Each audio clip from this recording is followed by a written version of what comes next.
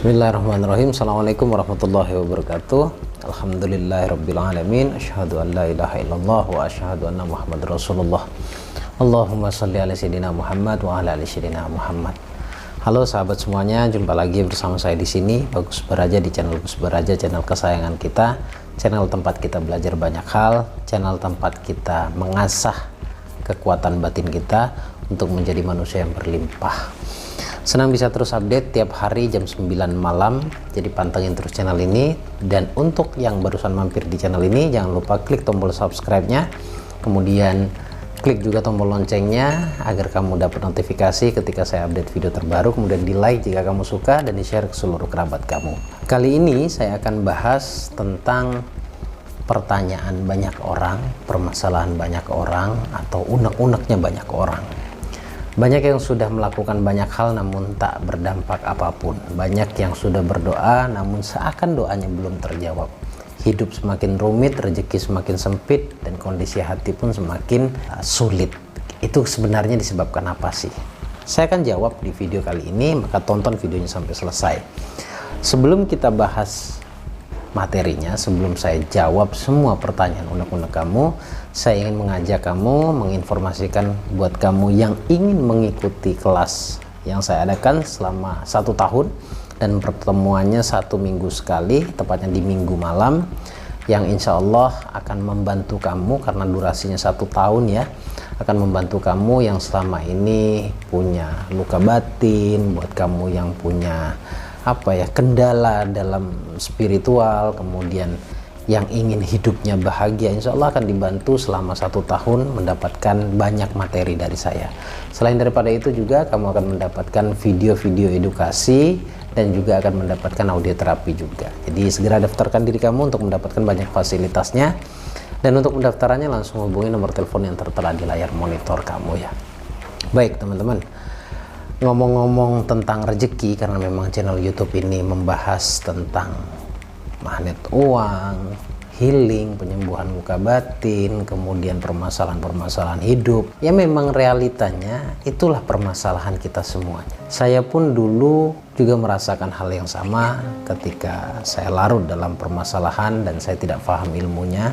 Ya jangankan untuk mendapatkan solusi, untuk tenang saja rasanya sulit banget. Saya coba memahami permasalahan batin kalian ketika dihadapkan sebuah masalah, dan semoga jawaban saya atau pembahasan saya di video kali ini membantu kamu semuanya ya. Kenapa rezeki semakin sempit, hati semakin gelisah? Gini, yang tidak boleh hilang dalam hati kita adalah harapan kepada Allah. Manusia itu, atau kita sebagai manusia itu, pantas kalau kita berharap kepada Allah. Yang tidak pantas ketika kita berharap selain daripada Allah. Kalau berharap kepada Allah saja kita enggan, kita putus asa, bagaimana bisa kita merubah hidup kita? Saya rasa akan semakin sulit teman-teman ya. Jadi yang pertama, hidupkan harapanmu kepada Allah. Nah, yang membuat hidup kita semakin sulit karena kita kurang sensitif dalam menanggapi atau mengapresiasi apa yang sudah diberikan oleh Allah kepada kita. Kita mengukur kebaikan itu menurut pikiran kita. Jadi kebaikan dari Allah itu ada standarnya di pikiran kita. Nah ini yang suka menjadi masalah dalam hidup kita. Padahal terbaik menurut kita belum tentu terbaik menurut Allah. Terburuk menurut kita pun belum tentu terburuk menurut Allah. Dengan kata lain, setiap yang terjadi dalam hidup kita itu adalah yang terbaik menurut Allah. Jadi jangan distandarkan kebaikan itu menurut sudut pandang kita. Oke? Nah, selama kita terus berharap kepada Allah, insya Allah hidup kita akan jauh lebih menenangkan dan jauh lebih beruntung. Saya yakin itu. Karena ngomong-ngomong tentang mengharap kepada Allah ini menjadi pertanyaan sebenarnya. Di dalam hati kita ini benar-benar berharap kepada Allah apa kepada selain daripada Allah sih? Maka kalau berharap kepada Allah, harusnya jiwa kita semakin semangat. Jangan pernah berputus asa di jalan Allah. Terus ngomong-ngomong tentang rezeki, kesalahan pertama adalah kita selalu menghubungkan rezeki dengan pekerjaan. Walaupun memang realita hari ini setelah bekerja dapat uang. Tapi bekerja bukan standar atau bukan ukuran pasti untuk mendapatkan rezeki. Karena dalam 8 pintu rezeki itu nggak ada kerja, yang ada adalah usaha. Cuma kalau saya ngomong penggal saja seperti ini mungkin kamu akan protes. Berarti kita nggak kerja dong, cuma ngandalin kekuatan batin saja. Ya enggak, ikhtiar itu tetap. Kerja itu ibadah. Rezeki itu mutlak urusan Allah. Sekali lagi saya ulangi, kerja itu ibadah. Ya, rezeki itu mutlak karena kasih sayang Allah kepada kita. Kapan Allah kasih dan sayang kepada kita? Ketika kita menganggap semua aktivitas kita atau diniatkan sebagai ibadah. Nah, ngomong-ngomong kerja adalah ibadah, kamu patah semangat apa tidak terhadap usahamu? Kalau kamu terus semangat, insya Allah tinggal dipoles saja bahwa kerjamu adalah ibadah. Seperti layaknya kamu bersedekah, seperti layaknya kamu bersyukur, itu ibadah. Ya, jadi mindset nih sederhana nih, kerja adalah ibadah. Perkara rezeki adalah perkara kasih sayangnya Allah kepada kita. Nah sekarang bagaimana caranya agar Allah sayang atau kasih kepada kita? Standarnya kita tahu bersama, melakukan apa yang sudah diperintahkan dan menjauhi apa yang sudah dilarangnya. Nah ketika kita menganggap semuanya ibadah, spiritual itu akan hidup dan kita merasa bahwa kita selalu dipantau oleh Allah.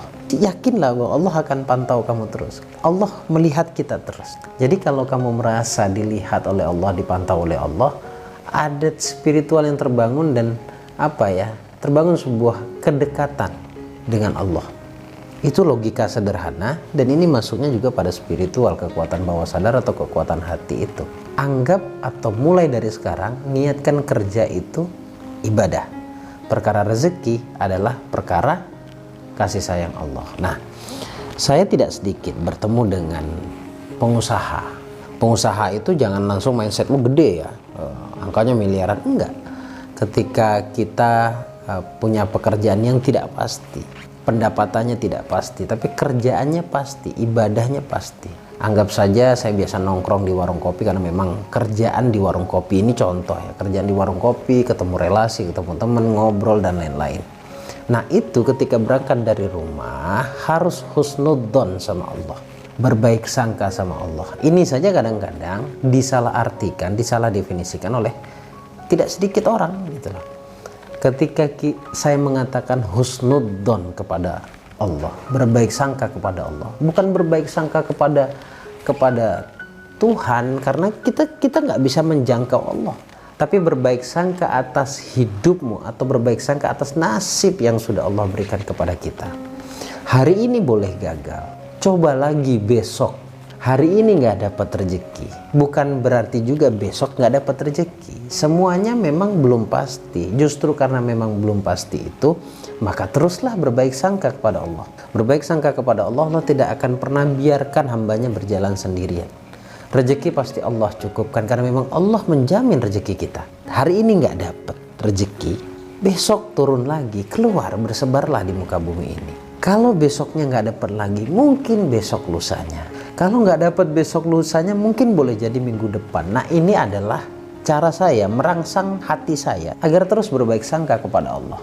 Pada akhirnya Allah cukupkan semuanya ya. Jadi berharap kepada Allah, kemudian kerjanya dianggap ibadah, kemudian yang ketiga husnudzon, baik sangka kepada Allah. Yang terakhir, kita suka tidak selaras antara pikiran dan hati. Kita pada dasarnya pikiran dan batin kita ini berkecamuk atau berantem satu sama lain. Urusan rezeki itu urusan spiritual. Urusan rezeki adalah urusan batin kita, bukan urusan pekerjaan. Jadi bagaimana agar batin kita ini benar-benar totalitas ke Allah. Urusan rezeki itu kita harus membangun spiritual dulu, membangun hubungan atau konektivitas secara vertikal, yaitu dengan Allah. Barulah setelah itu kita secara horizontal, hablum minan nas, berbaik-baiklah dengan manusia ya, silaturahmi tanpa batas, berbaik sangka pada orang banyak, kemudian doakan orang lain. Nah ini yang saya maksud agar batin kita tenang, karena memang Kalau hati kita tidak tenang, rezeki sempit. Kalau hati kita isinya sedih terus, rezeki pun sempit. Kalau hati kita gelisah terus, kita nggak akan dipertemukan dengan rezeki. Kalaupun dipertemukan, ya mungkin segitu-segitu aja. Dan akhirnya nanti menjadi rezeki yang tidak barokah, tidak manfaat. Kemudian sebentar juga habis. Jadi perhatikan baik-baik ya teman-teman ya. Menyelaraskan antara pikiran dan hati itu sesuatu yang sangat penting. Menurut saya pribadi, itu adalah kewajiban. Di mana pikiran saya minta, hati pun minta. Di sini saya ingin memberikan gambaran kejujuran batin sebenarnya. Jujur kepada Allah, tidak lagi melaknat dunia. Toh hari ini kita nginjek dunia loh. Hari ini kita nginjek di buminya Allah. Maka jangan hinakan bumi ini. Jangan hinakan semua apapun yang ada di bumi ini. Kalau ada sesuatu yang tidak cocok denganmu, bukan berarti itu jelek, bukan berarti itu hina. Oke, jadi batinmu harus seimbang, harus balance. Walaupun sejatinya begini, tidak sedikit orang beranggapan takut kepada dunia, takut dikendalikan dunia, takut dikalahkan dunia. Kenapa? Dunia memang lebih besar dari kita, tapi takdirnya ada di bawah kaki kita. Takdir bumi, takdir dunia ini untuk kita injek. Dan dunia Allah jadikan fasilitas untuk manusia, fasilitas hidupnya. Dan semua ini ciptaan Allah. Maka jangan hinakan. Kalau ada sesuatu yang buruk, katakanlah bagian kecil dari dunia itu ada sesuatu yang buruk menurut kita, ya itu saja. Jangan diborong, jangan semuanya kita hinakan. Kita butuh bahagia kan? Saya mau mengajak kamu semuanya ini untuk tidak munafik ke Allah. Kamu ingin bahagia kan? Kamu ingin berkecukupan kan? Dan kamu juga ingin membahagiakan orang-orang tersayang bukan? Kalau kamu ingin membahagiakan mereka, maka wujudkan itu. Semuanya butuh rezeki bukan? Kalau butuh rezeki maka jangan hina rezeki. Yang senang berpikiran bahwa uang bukan segalanya. Memang bukan segalanya. Dan saya pun menyadari ketika saya mati nggak bawa uang. Tapi di dunia ini kita butuh rezeki untuk menjadi fasilitas hidup kita dan hidup-hidup orang yang ada di sekitar kita. Saya tidak mengajak kalian untuk menyembah rezeki, menyembah uang. Enggak. Saya juga yakin imanmu tidak sesempit itu. Tuhan kita tetap Allah. Tapi kita harus sadar bahwa yang di bumi ini juga ciptaan Allah. Dan Allah menjadikan bumi ini sebagai fasilitas kepada kita. Jadi kita harus nikmati fasilitas yang ada dengan tidak menduakan Allah. Saya yakin kamu bisa. Nih teman-teman nih ya, yang terdogma, memiliki prinsip, batinnya terdoktrin bahwa uang nggak dibawa mati. Kita tahu itu. Tapi kalau semasa hidup kita butuh uang. Akui itu dalam dirimu agar terjadi keselarasan. Karena di sini nih pasti minta. Harusnya di sini adalah mengontrol itu, bukan menolaknya ya. Jadi di sini minta secara wujud, saya mau uang. Batin jangan menolak, tapi kontrol. Ya, sebagai sarana saya hidup. Batin mengatakan rezeki yang ada adalah sebagai sarana hidup. Dan menyadari bahwa rezeki datangnya dari Allah. Itu saja sudah membatalkan cintanya kita atau menyembahnya kita kepada uang. Karena di luaran sana, jujur ya, ini orang-orang yang kenal saya, kenal dekat dengan saya, mereka beranggapan bahwa saya ngajarin sesuatu yang keduniawian katanya. Giliran dikasih duit mau, giliran dikasih fasilitas mau, giliran dibeliin rokok mau. Ini kan menjadi batin saya juga mengatakan, apa sih yang kamu mau itu? Atau hanya alibi bahwa kita malas. Jadi samar sebenarnya. Jujur sajalah ke Allah. Toh Allah Maha mengabulkan, ud'uuni astajib lakum. Disuruh minta sama Allah. Dan Allah pasti kabulkan semua permintaan kita. Yang menjadi rahasia adalah kapan Allah berikan itu. Itu misterinya. Waktunya kapan Allah berikan rezeki, itu misterinya. Nah, karena berhubung itu misteri, maka kita wajib ikhtiar wajib baik dalam hati, husnudzon, baik sangka ke Allah. Ya, jadi ini apa ya?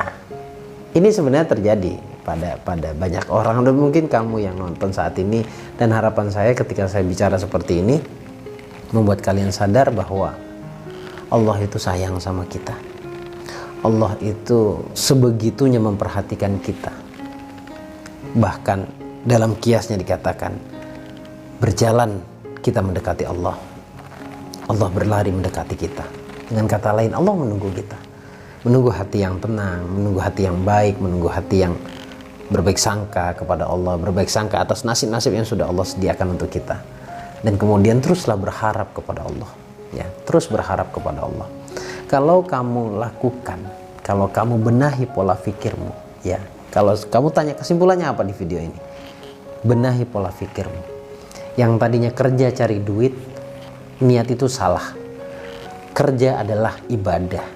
Urusan duit Allah yang akan cukupkan. Kapan Allah cukupkan? Ketika engkau terus menumpukan harapanmu kepada Allah, kemudian hatimu berbaik sangka kepada Allah. Dan yang terakhir, jujur sama Allah.